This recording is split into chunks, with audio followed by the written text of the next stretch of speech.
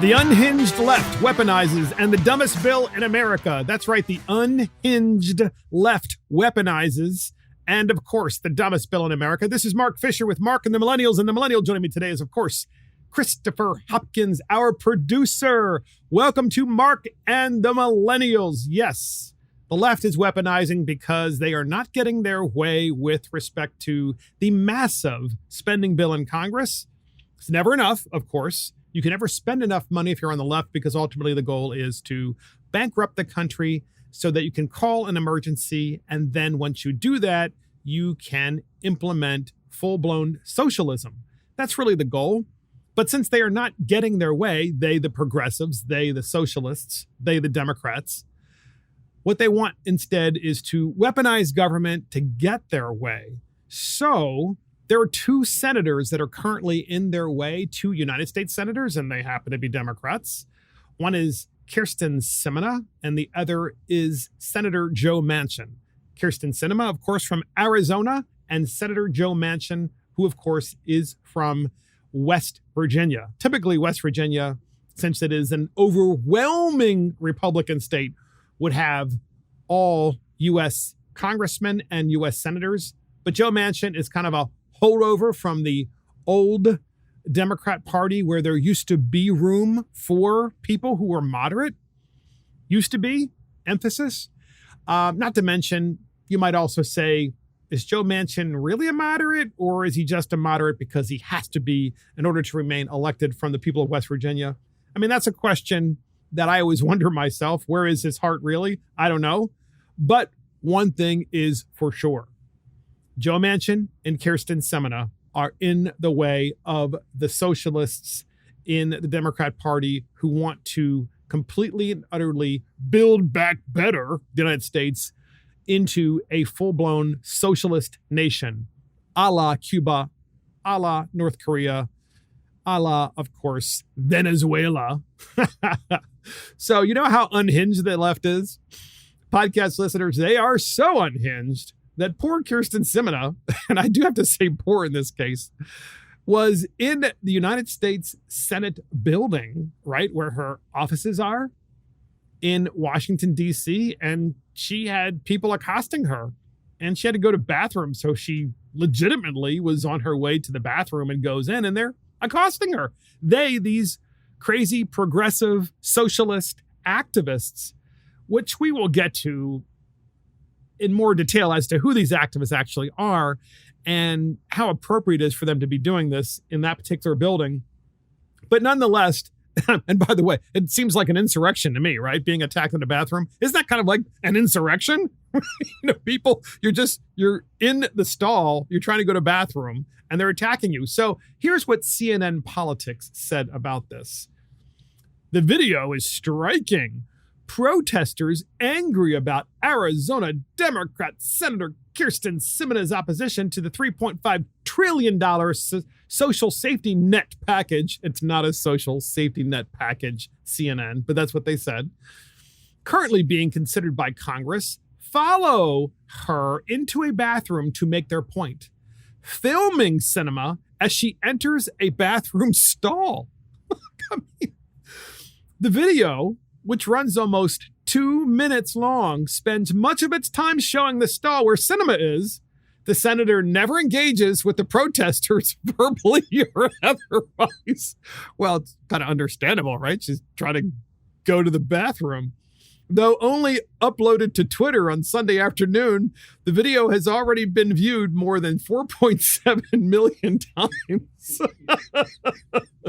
Watch the people, which the people who followed Sinema to the bathroom will look like success, as will the plaudits they receive from some corners of liberal Twitter who are enraged with Sinema's opposition to a higher price tag for a budget bill that contains the bulk of President Joe Biden's first term major agenda items. Well, you know what? You would think, by the way, Twitter podcast listeners would ban this kind of inappropriate video, right? A woman, think about this, a woman in a bathroom. Doesn't matter who it is, elected or otherwise, in a bathroom, being harassed while she's in the bathroom, trying to go to the bathroom, and filming her. Granted, the stall door was closed, Doesn't matter. I mean, I'm sure that somewhere in the books of Washington, D.C., where this happened, that's probably illegal, right? And it probably should be. Like, that's the one place where you expect privacy, the bathroom. You expect it other places too. But I'm sorry, even as a public official, you do expect there to be privacy in the bathroom as well. CNN continues. While it may look like a victory, it is not one. It is, in fact, a defeat.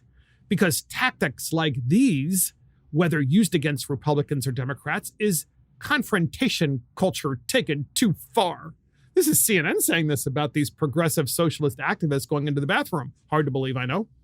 It is simply not productive to follow an elected official in the bathroom, videoing all the way to make your point. You can wait outside. She can't stay in the bathroom forever. Well, I mean, you would think, right? I mean, she's a United States Senator, and I would agree with CNN, which I rarely agree with. I mean, you do have an expectation of privacy in the bathroom, as I just said. CNN again. To be clear, I am not Pollyannish about the nature of political dialogue in this country. Conversations and confrontations that were once reserved for committee hearings and town halls have become de rigueur as members of Congress go about their daily lives in their state and district. By the way, this is mostly the left that's doing this, by the way. So podcast listeners, you know as well as I do, it's the left that is attacking people in all places, including at their homes, at their businesses, or in front of their self-employed businesses or where they work. And now, of course, in the bathroom. I mean, what is wrong with these people? So podcast listeners, we have, I don't know, a number of things to say about this, which I think are somewhat funny. And the first is, here is the first 31 seconds or so of the video of these idiots, these nut jobs, these unhinged lefties going into the bathroom, attacking Kyrsten Sinema as she's inside the stall. Here's the first 31 seconds. Here it is. Our people need, in order for us to be able to talk about what's really happening, we need a Build Back Better plan right now. We knocked on doors. We need solutions. The Build Back Better plan has the solutions that we need. We knocked on doors for you to get you elected, and just how we got you elected, we can get you out of office if you don't support what you promised us. We need 7 million citizenship for 7 million. We need the Build Back Better plan right now. So what you heard, podcast listeners, that it sounds much better than watching. I think it does. This is where sound really matters. Kyrsten Sinema walking into the bathroom, entering the stall, closing it, conducting her business while being accosted by these unhinged lefties, and then, of course, flushing the toilet. I guess she finished. And the lefties are saying, hey, we really need this, Build Back Better plan. I mean, this tells you how these are zombies. These are political zombies. We need the Build Back Better plan. Well, what is the Build Back Better plan? It's to build back better. And then we have the other lady with a Hispanic accent. Okay. Remember, Kyrsten Sinema represents Arizona. It's a border state. So naturally, you have lots of people of Hispanic heritage. Many of them are illegal aliens, podcast listeners. And the first thing that I know comes to your mind as a podcast listener, and the first thing that comes to my mind is, here's an individual who has a Hispanic accent, and the individual is accosting you in the bathroom and saying, you owe it to us. You owe it to us. Well, who is the us? And the first thing you think of, podcast listeners, because I know I did, was, is this individual an illegal alien? Because if it is, then something is really wrong with this country if you're being accosted by an illegal alien as an elected official who's telling you they deserve free stuff. There's something very wrong with that. And we'll get to that in a moment. We will. But you should know this. That individual worked for Lucha, L-U-C-H-A. That's the individual who's saying, you owe it to us, with the Hispanic accent. Lucha is Living United for Change in Arizona. It's an organization led by change makers, this is according to their website, fighting for social, racial, and economic transformation, racial transformation. Think about that. Not economic opportunity, racial transformation. We are committed to human dignity, inclusion, equity, and collective growth. We work to reclaim our shared power alongside our families and community.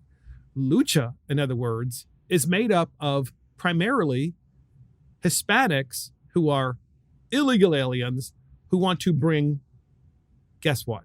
Socialism to the United States of America. They want to bring equity. So back to Kyrsten Sinema, who is being accosted by this Lucha member, as well as the other dude that says, we want to build back better, man. She goes into the bathroom. She's being attacked by them. And as you can imagine, at the very end, she finishes what she went there to do and flushes the toilet. And you heard that at the very end, right? I mean, should we play this tweet? We're going to play this clip one more time, which we found in a tweet. Here it is. Listen to it. Our people need, in order for us to be able to talk about what's really happening, we need a Build Back Better plan right now. We knocked on doors. We need solutions. The Build Back Better plan has the solutions that we need. We knocked on doors for you to get you elected, and just how we got you elected, we can get you out of office if you don't support what you promised us. We need 7 million citizenship for 7 million. We need the Build Back Better plan right now. So we need 7 million citizenship for 7 million. He did say that, by the way. So that's really what this is about, right? It's about political power. It's about socialism. And then that was the good senator from Arizona flushing the toilet at the very end. And here is my suggestion to future senators and congressmen and elected officials statewide and in states across the country and in counties who in the future, whether they are Democrat or Republican, okay, get accosted by individuals who follow them in the bathroom and decide to talk to them and advocate for their positions while you're in the can, right? While you're in the stall. Here's my suggestion. So do you remember Harold and Kumar Go to White Castle? Do you remember that movie? Well, if you haven't seen it, it's two guys who go to White Castle because they are complete and utter stoners. They're trying to get there. And they're trying to also find, of course, ganja, among other things. That's the movie. And it's a comedy, folks, so don't get upset. And at one point, Harold and Kumar go to a university and they're trying to do, among other things, pick up chicks. And they decide that they have to hide in a bathroom temporarily. And these two college-aged women go into a stall. And these two guys, Harold and Kumar, think they might be very successful with these young women in college. And until they hide in the stall because they get caught in this woman's bathroom. And these two very same women come in and happen to go into the bathroom stalls and go to bathroom. And we have a very short clip on that. And here is my suggestion, podcast listeners, to every person who's elected across America who in the future, whether Democrat or Republican, get accosted by these types of individuals and follow you in the bathroom. Here's what you do. And they'll record it too and put it out there on Twitter. Here it is. Oh, hit. Skag, you sank my destroyer.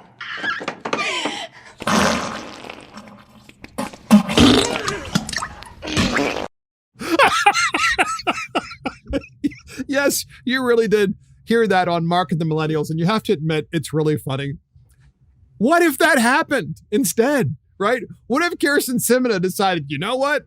I'm not going to hold back at all right now. I'm just going to let it loose and let it happen. And then that went out there on social media. It would be the funniest thing ever. And that was from, of course, Harold and Kumar Go to White Castle, as I mentioned. And this is what every single elected official should be doing moving forward. They should be making fun of these nuts who are unhinged, who think that it's okay to go anywhere that you are, including in places where there should be presumed privacy, whether it's at your house, whether it is in the bathroom, whether it's inside your exact office. They can't break into your office. And the thing is these elected officials meet with people all the time. And I am in no way am I saying that it's okay to pass the Build Back Better plan. Of course not. I think it's a crazy plan. But I think that one of the issues that we have in America is we have a group of people that are unhinged, and it's not on the right. Yet that's who the FBI is investigating. It's these nuts on the left who are apparently are probably illegal aliens. Let's prove it to you. Here is the second part of that video. You heard the first part when she was in the bathroom and she was in the stall. Here's the second part where they continue to talk to her in the bathroom. We have that clip, and here it is. My name is Blanca. I was brought here to the United States when I was 3 years old. And in 2010, my grandparents both got deported because of SB 1070. And I'm here because I definitely believe that we need a pathway to citizenship. My grandfather passed away 2 weeks ago, and I was not able to go to Mexico and visit him because there is no pathway to citizenship. And if we have the opportunity to pass it right now, then we need to do it, because there's millions of undocumented people just like me who share the same story or even worse things that happen to them because of SB 1070 and because of anti-immigrant legislation. And this is the opportunity to pass it right now, and we need to hold you accountable to what you told us, what you promised us that you were going to pass when we knocked on doors for you. It's not right. I'm a survivor of human trafficking, and it's because of the lack of worker protections that we don't have in the gig economy. I need you to stand by workers. Lots of people who are like me. So there you have it. You have a combination of the stoners, Build Back Better, dude. You have a combination of those people. You have the crazy socialists, that she's against the gig economy because workers don't have rights, which is nonsense, because in the gig economy, that's where workers get paid outlandish amounts of money because they have skills that are badly needed now. And then you have the other individual who's there with them, which is the illegal alien who admits that she's here illegally. And here she is in the building of the United States Senate of America. And she's inside the bathroom harassing a United States senator, saying that she's entitled. She's entitled. So here's where Kyrsten Sinema of Arizona, the good senator from Arizona, failed not only the people of Arizona, but she failed the citizens of the United States. What she should have said at that particular moment to that individual who said she can't visit her grandfather in Mexico because, she can't get back in the country since she's obviously here illegally. That's when Kyrsten Sinema should have said, honey, how about if we go over to my office right now and you can meet with one of my staff members and we're going to deport you right now. We're going to deport you right this second. We're going to call in ICE and make sure that you and your family are returned safely back to Mexico from whence you came. And if you want to come back in the United States, you can, but you must do so legally. And I'm doing this for you, is what Kyrsten Sinema should have said. I'm doing this for you, young lady, because you need to learn a lesson. And the lesson is that the United States is about opportunity. It's not about entitlement. Number one. Number two, you don't follow people in the bathroom and harass them and tell them what you are entitled to when you're not even an American citizen. And number three, this is a country of laws and we are a free people. And the reason you probably came here is because in theory, you knew that. And now you want to turn us into the banana republic that Mexico is by approaching people in the bathroom. So guess what? You were hereby deported. You know what? Kyrsten Sinema would have immediately been up for, person of the year, probably in the Republican Party. And maybe that's what she should do, right? Maybe she just changed parties, but she didn't. She didn't do the right thing there. She put up with it. She listened. She should have approached these people. She should have brought them back to her office, and she should have also had them videotaped and then deported. Just unbelievable, podcast listeners, that this would even happen. There's this law that passed a number of years ago called the bathroom bill. And it's the idea, and a lot of blue states have done this. It's the idea where you can go into any bathroom that you feel like you want to today, because today you might feel like a woman, even though you're a man, or you might feel like a man, even though you're a woman. And you can go into any bathroom that you want and use it accordingly and do whatever you want in that bathroom. Change, go to bathroom, take a shower if there's a shower there. And this is an example what's happened to Kyrsten Sinema of what happens when Democrats pass these crazy bills, because they have allowed these individuals to come into their bathrooms and harass them, because Democrats don't believe that there are borders and they don't believe there are limits to what people are allowed to do. And by allowed to do, I'm talking about allowed to go into bathrooms and harass you. So that is the Unhinged Left is Weaponizing, and that is this podcast. That's what it's called. The Unhinged Left is weaponizing. And we're going to get to what the FBI is doing with school boards and parents across America. But first up, Florida Democrats admit their policies don't connect with voters.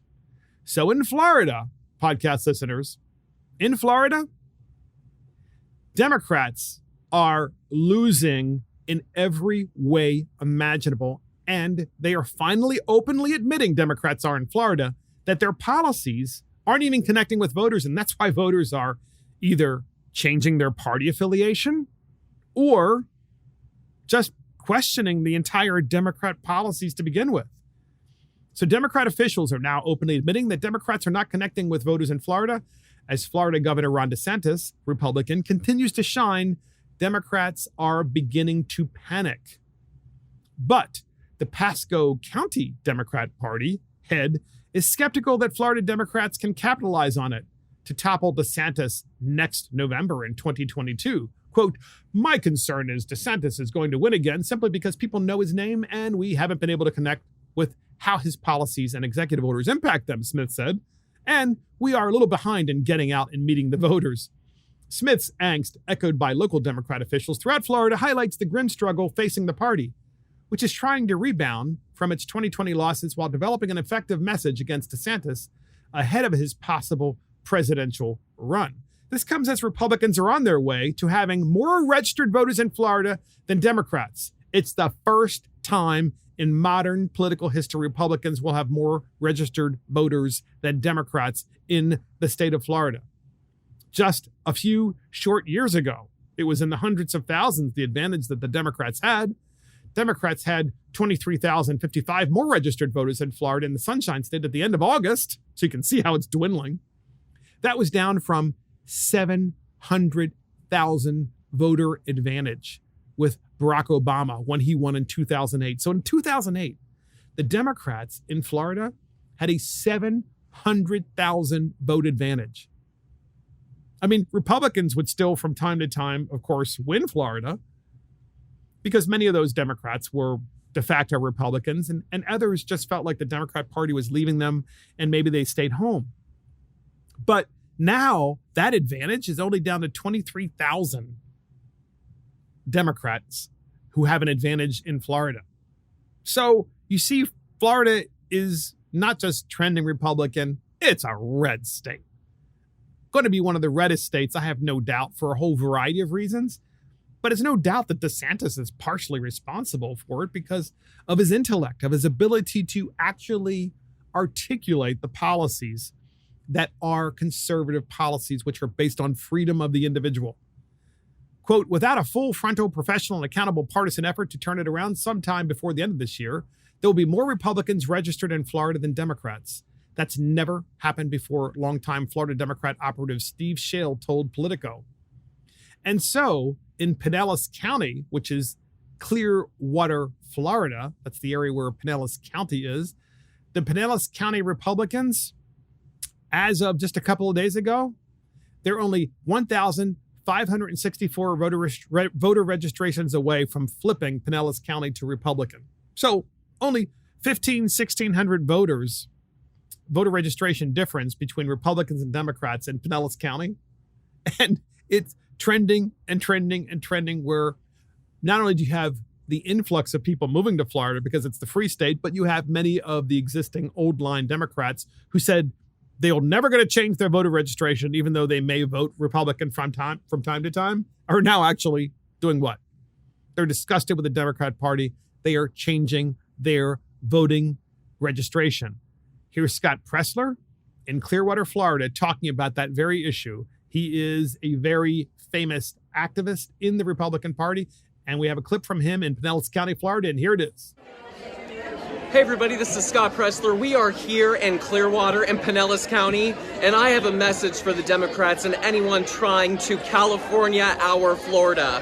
Well, we are organized, we are registering voters, we are going to flip Pinellas County from blue to red. Yeah, so that's Scott Presler. He's a real, cheerleader, if you will, of the Republican Party. He just travels around the country, and he does all kinds of things. I mean, he was in Baltimore City cleaning up trash in Baltimore City when President Trump tweeted out that Baltimore City is a place where there's trash all over the streets. Scott Presler mobilized people, went there and cleaned up trash in the streets when the citizens of Baltimore could have easily done it themselves, but instead would rather just throw trash on the streets. Democrats, right? Democrats, that's what they do. But remember, Democrats are pro-environment. Oh, yeah, sure they are. Look at any major city in America. Oh, yeah, their environment is real nice. And then you have Scott Presler now in Florida, in Pinellas County, Florida, which is the Clearwater, Florida area. And he's there just celebrating the fact that the Republican Party isn't just a buzz. It is thriving and growing. This is happening, podcast listeners, all across the country. Yes, we have demographic shifts. Yes, we have people moving from Rust Belt states to places like the South and Southeast. Yes, we all know that. But it doesn't matter. All of those Rust Belt states, you still have the core Republican Party and many others who are Democrats and independents they have big question marks above their heads, which are, why am I voting with these people? They're crazy. They're unhinged. And so President Trump, just to show you how unhinged the Democrats are, President Trump keeps teasing Chucky Schumer about how AOC is going to challenge him. So one of the reasons why, podcast listeners, Chucky Schumer is so far left, even though there are many of us that believe that Chuck Schumer is probably a classic liberal, but he's been forced, or he has decided to voluntarily move himself to the far left because he's terrified that AOC is going to challenge him for United States Senate, in which case she may very well take him out. So in the Hill newspaper, former President Trump teased Senate Majority Leader Charles Chucky Schumer, Democrat of New York, about occasional challenge from progressive representative Alexandria Ocasio-Cortez, Democrat in New York, suggesting that she might run for Schumer's seat. I think she is, by the way. The progressives gain far more power with the legislation being currently talked about by failing than it does passes, Trump said in a statement issued through his Save America PAC on Friday. Quote, it makes them a true powerhouse. Next up, AOC running against Chucky Schumer for his U.S. Senate seat, he continued. AOC, one of the central figures of the progressive wing of the Democrat Party, has been speculated to run for Schumer's seat in 2022. The New York Congresswoman has not explicitly ruled out challenging Schumer. However, in a CNN interview aired in August, she said that she can't operate the way she does while trying to aspire to other goals. Quote, I know there's a lot of people who do not believe that, but I can't operate the way I can operate and do the things that I do in politics while trying to be aspiring to other things and calculating to other things, AOC said. I'm not really sure what that means. But the point Trump's making is that the progressives actually gain more power when they can go home and say, you see, we wanted a $4 trillion bill, but they only passed, $1.5 trillion of spending. And that empowers AOC when she goes back to New York City to say, the only reason we failed is because Chuck Schumer is the head of the Senate, and that's why you need to elect me to beat Chuck Schumer.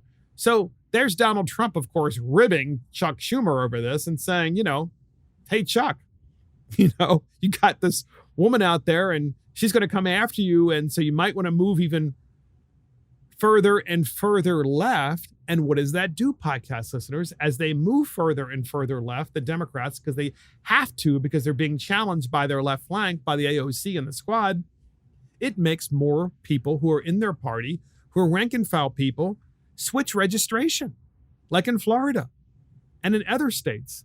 People are questioning the Democrat Party's policies, and they're saying, well, they don't work. They're not working in the Rust Belt. They're not working in the major cities.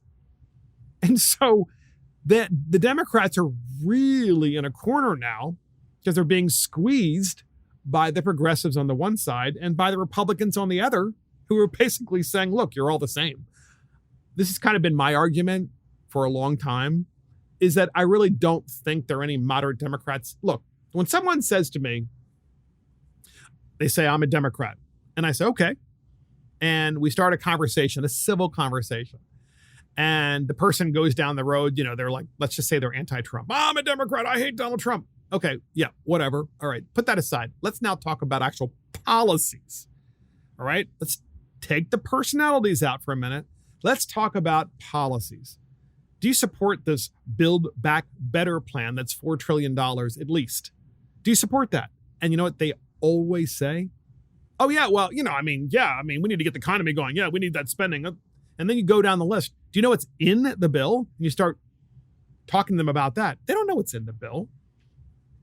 These people don't even understand what that kind of spending will do to our economy and how it will be necessary to weaponize different parts of the government in order to pay for it, which we're going to get to, podcast listeners. That's part of this podcast, without question.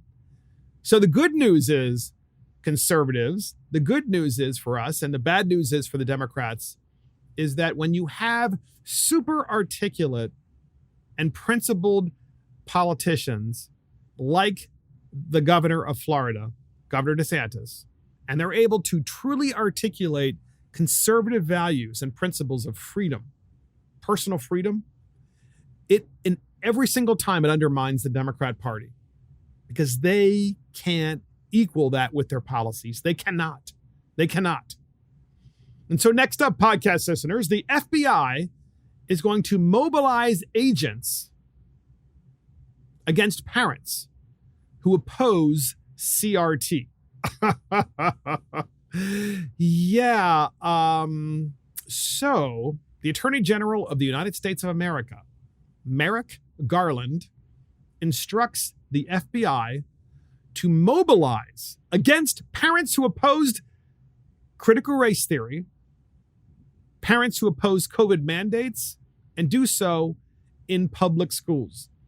The Biden regime is targeting political opponents and using the might of the federal government to abolish the First Amendment by classifying dissent as domestic terrorism. Weaponization of government. U.S. Attorney General Merrick Garland was instructed and has instructed the FBI to mobilize against parents who oppose critical race theory and COVID mandates, citing quote unquote threats. Merrick Garland's letter to the FBI follows the National School Board Association's request to classify protests as domestic terrorism. Podcast listeners, I have to read this again.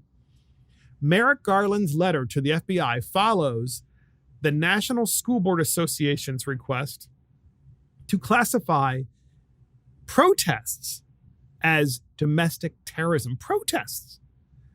Quote, threats against public servants are not only illegal, they run counter to our nation's core values. Well, obviously you can't threaten anyone. You can't threaten someone, say, I'm going to kill you if you don't do X, or I'm going to kidnap you if you don't do Y. You can't do that. Of course, that already is illegal. But that's not what Merrick Garland is trying to do. He's trying to shut down protests and public speech and speech in general against anyone. And he's trying to use the FBI, which is already weaponized, but he's trying to weaponize it even more to go after those individuals who go to school boards and say, here's why critical race theory is wrong. Here's why mask mandates are wrong. Here's why vaccine mandates are wrong at this. And these are people who are sincerely opposed to these policies. These parents are. And there are tens of thousands of them, if not millions of them across the country. And because this is working, what parents are doing, because they're going in front of these school boards and what they're saying is working. And it's garnering more public support for the parents. And parents are finally, and the citizenry are finally waking up to what these school boards are doing. Merrick Garland is like, well, we need to weaponize the FBI and we need to basically go after these individuals. We need to go after these individuals. So this is a really dangerous time in the United States of America. I mean, the National School Boards Association president has demanded that Biden treat fed-up parents and protesters as domestic terrorists. I mean, think about that. This is the guy that's ahead of the association that is in charge of all of the school boards across the United States of America. These are the school boards that are the public school boards, whether appointed or elected. These are the school boards of the public school system. The only place really you can go in America when your kid's in public school to complain when the principals and the school superintendents and the teachers aren't doing what you want, in part, maybe many times to be fair, because the school boards are setting these policies. The only place you have to go to is the school board. And you go to the school board and you complain. And now we're being told that that should be shut down by the FBI because, oh, I'm sorry, the FBI might throw you in prison? What, solitary confinement like the people on the January 6th insurrection? I mean, I thought that was like antithetical to the rule of law. You can't throw someone in solitary confinement because they disagree with you. You can't do that. You can't weaponize the government, but this is what is happening under Democrats. They are losing their mind. They're unhinged from going into bathrooms and attacking Kyrsten Sinema to all the way coming to school boards and saying, parents, you don't have a right to tell us to stop indoctrinating your children. You can't do that. And if you don't stop, we're going to say that you're a terrorist. We're going to put you on the no-fly list. Oh, yeah, we're going to put you on the no-fly list. We're going to ruin you. We're going to prevent you from working because you don't want to be vaccinated. I mean, it's ridiculous. And if you ever wanted to doubt this, you shouldn't. Because remember last podcast when Terry McAuliffe, we played the clip with Terry McAuliffe, who's running for governor of Virginia, in his debate with Glenn Youngkin. Glenn Youngkin's bringing up the school boards in the state of Virginia and how parents aren't happy, and that's the one place they can go to talk about the curriculum, the one place they can go to complain about CRT and all the other things that they're concerned about, like the vaccine mandates and the mask mandates and how it's affecting their children and how the teachers union are running schools rather than the actual parents who are paying for them. And what did Terry McAuliffe said? I don't think parents should be involved and have a say in curriculum. We have that clip just as a reminder. And here it is. Veto books, Glenn, not to be knowledge about it, also take them off the shelves. And I'm not going to let parents come into schools and actually take books out and make their own decision. You vetoed it. So, yeah, I stopped the bill that I don't think parents should be telling schools what they should teach. But, I get really I don't think parents should be telling schools what to teach. Can you imagine? I don't think parents should be telling schools what to teach. So we go from that clip of good old Terry McAuliffe in Virginia running for governor. And all of these high-level Democrat officials like Terry McAuliffe, who's a Clintonite, are communicating with Merrick Garland and saying, you know what we need to do? The Republicans are winning this war. They're winning this information war because parents are now finally doing something about CRT and mask mandates and all this other crazy stuff that's being implemented in public schools, including the indoctrination of our children. So you know what? Let's all coordinate Democrats and let's call Merrick Garland and let's get the FBI involved and call these people terrorists and put them on terrorist watch lists. And let's tell them and let's threaten them. And so let's stop them because they are actually winning.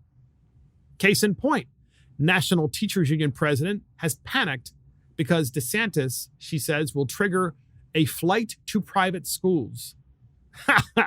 So the powerful head of the American Federation of Teachers, Randy Weingarten, yes, that's a lady, is apparently panicked about the policies of Florida Governor Ron DeSantis, and that he will trigger parents to pluck their children out of public schools, where Weingarten and her ilk can inculcate their leftist messages and place them in private schools instead.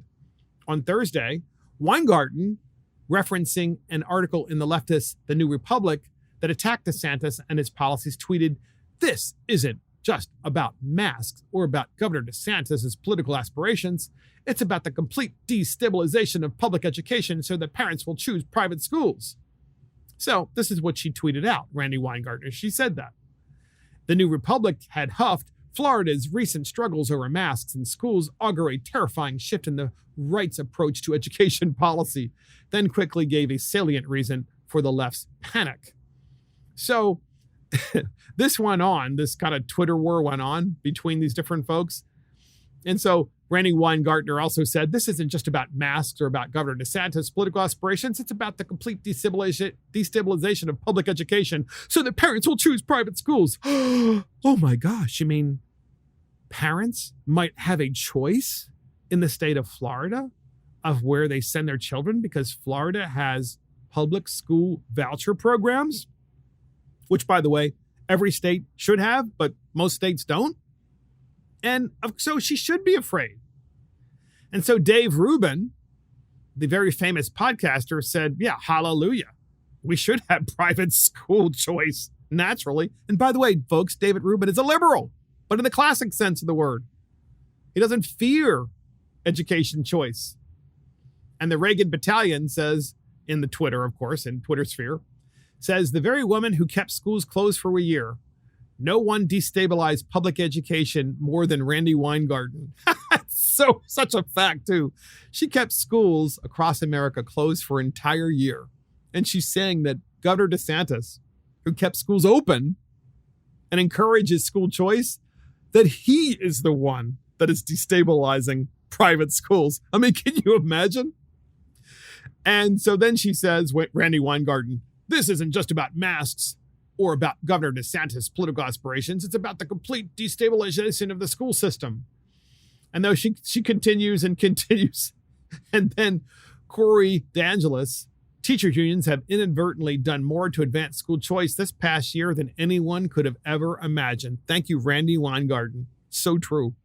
The teachers unions have actually opened the door for the school choice debate across America because the teachers unions have put themselves and their pot of money before the children, not the teachers, podcast listeners. The rank and file teachers have had an impossible job following these mandates.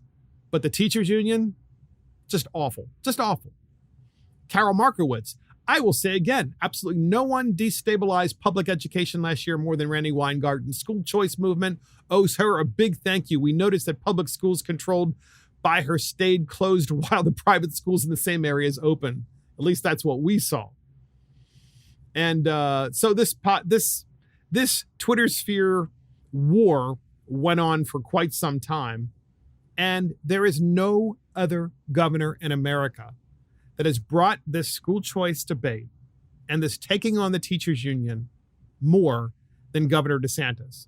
And I can say this because in my own state, if there were ever a state that needs school choice, it would be my own home state, where students, when they graduate from high school, in many jurisdictions, certainly not all, but in many jurisdictions, can't do basic math, can't write in a proficient way, can't read, are just basically dysfunctional and can't function in our modern society in any meaningful way.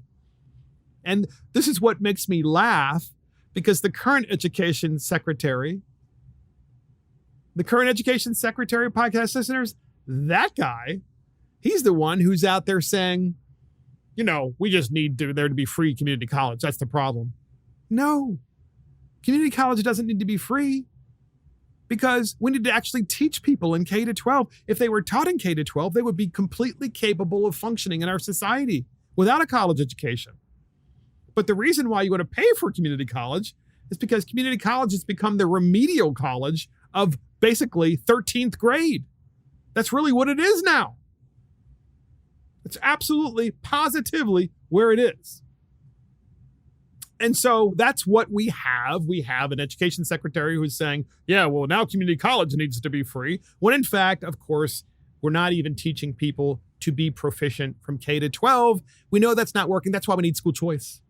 Okay, so we've talked about this many times in our podcast, but the difference, podcast listeners, is we are making enormous gains in this argument across the country because of governors like DeSantis who are using their megaphone and are fearless of taking on the teachers' unions. And I will tell you this, as an elected official, I rarely talk about this, but as an elected official, there are very few Republicans who are willing to take on the schools and the teachers' unions, primarily the teachers' unions. They're terrified of them. They're terrified. So they always try to play nice.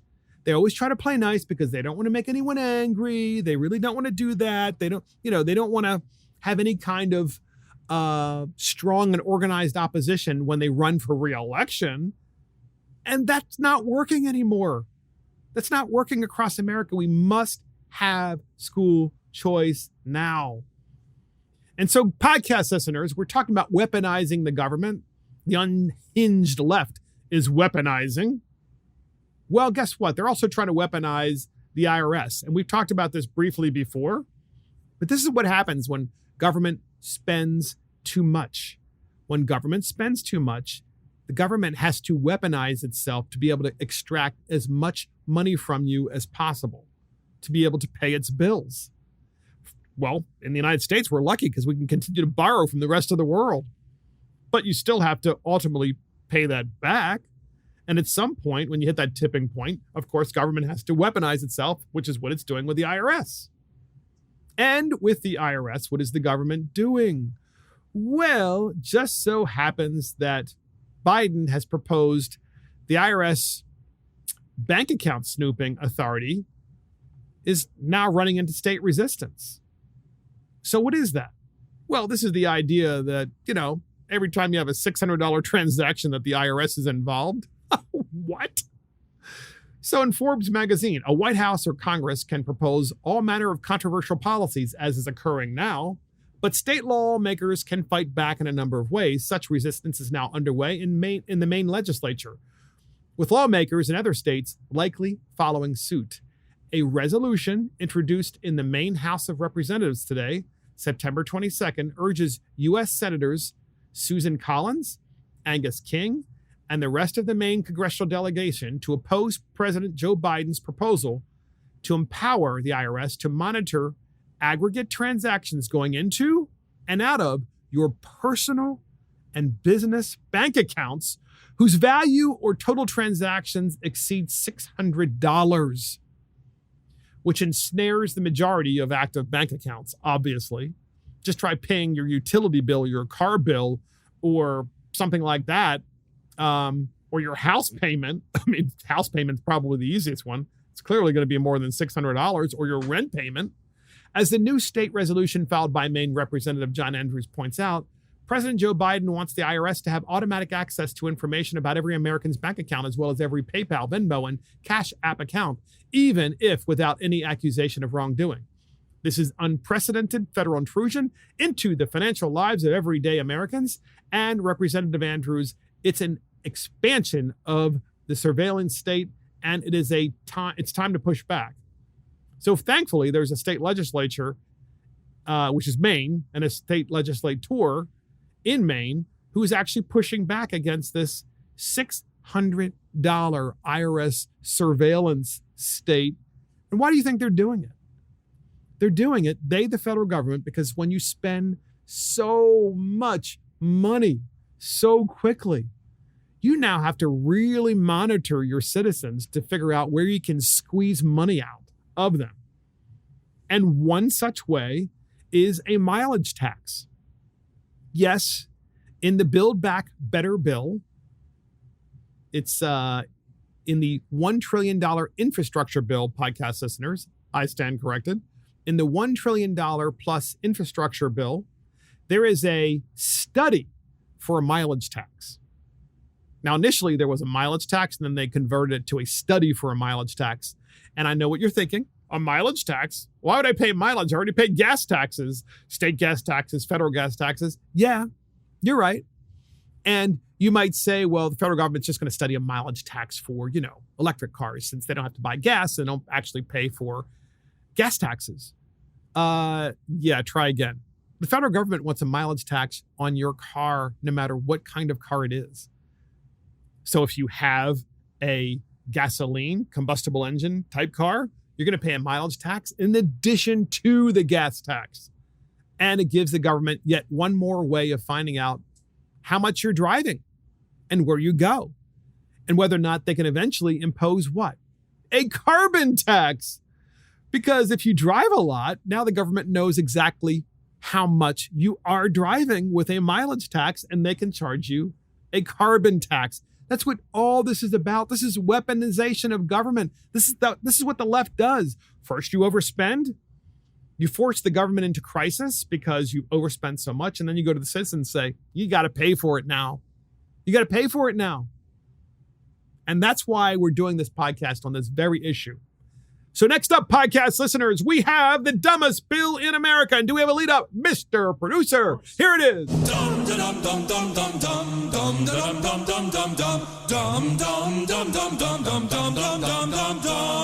And it's the dumbest bill in America. And it is forced sterilization, a 3-child limit.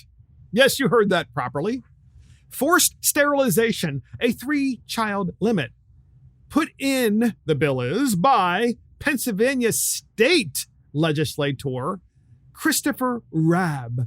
Christopher Robb is the state legislator who has put this in. So in the Daily Mail, quote, the Daily Mail newspaper, male Democratic lawmaker Christopher Robb proposes legislation to force men to have a vasectomy once they've had 3 kids or when they turn 40 in response to Texas's abortion law. A male Democrat lawmaker from Pennsylvania is proposing that all men be forced to have a vasectomy within 6 weeks. Within 6 weeks of having their 3rd child. Oh my gosh. And by the way, there's a $10,000 fine if you don't do it. So Representative Chris Robb introduced the satirical legislation, which refers to men as inseminators and grants a $10,000 reward to private Pennsylvania citizens who report violators who wrongfully conceive a child with them. It also codifies the definition of wrongful conception to include anyone who demonstrated negligence toward preventing conception during intercourse. As long as legislators continue to restrict the reproductive rights of cis women and trans men and non-binary folks, there should be laws to address the responsibility of men who impregnate them, he tweeted about the proposal. Robb, the legislator, created the bill as a rebuke of Texas's restrictive abortion law, with some of his descriptive directly paralleling it. Texas rolled out SB 8 on September 1st, which banned abortions after a fetal heartbeat is detected on an ultrasound. So in other words, Robb is saying that if you have more children, he's going to get Texas back by giving you a vasectomy as a man. And that's the same thing as being pro-life and wanting children who are clearly alive because they have a heartbeat to be born. I'm not really sure I'm following you there, Chris Robb. I will be introducing a bill. This is Chris Robb, his tweet.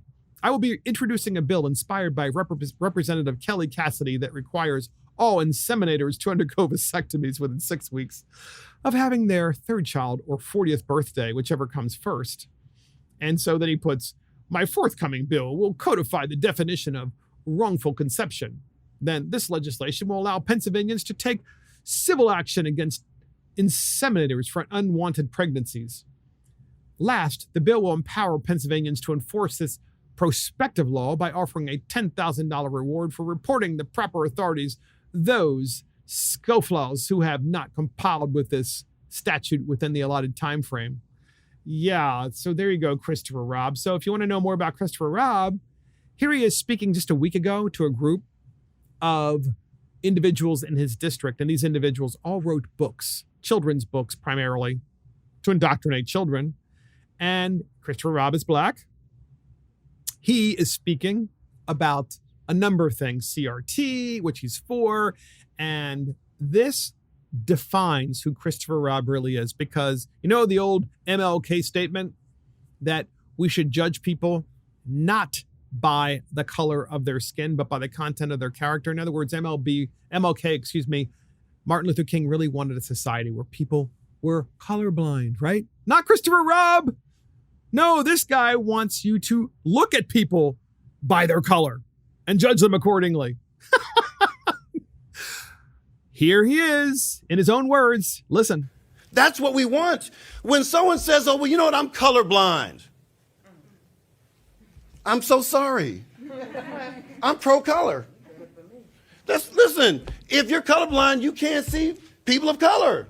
Yeah, so if you're colorblind, you can't see people of color, which is the exact opposite of what Martin Luther King had envisioned in our society. He wanted us to have a society that was color blind. You couldn't see the person's color because you were so interested in them as human beings and in the content of their character that everything else just disappeared. And so this is the modern Democrat Party, which tries to weaponize race, right? So this is the same guy that also put in forced sterilization and a 3-child limit. Because he wants there to be as many abortions as possible. And he has said so. He's like, yeah, abortion is really important, including for transgenders, and literally he tweets this out there, which of course is another subject that we've tried to cover on Mark and the Millennials too, is that the Democrat Party is so unhinged, which is another reason, podcast listeners, why they're losing so many voters, because the Democrat Party actually believes that men can get pregnant.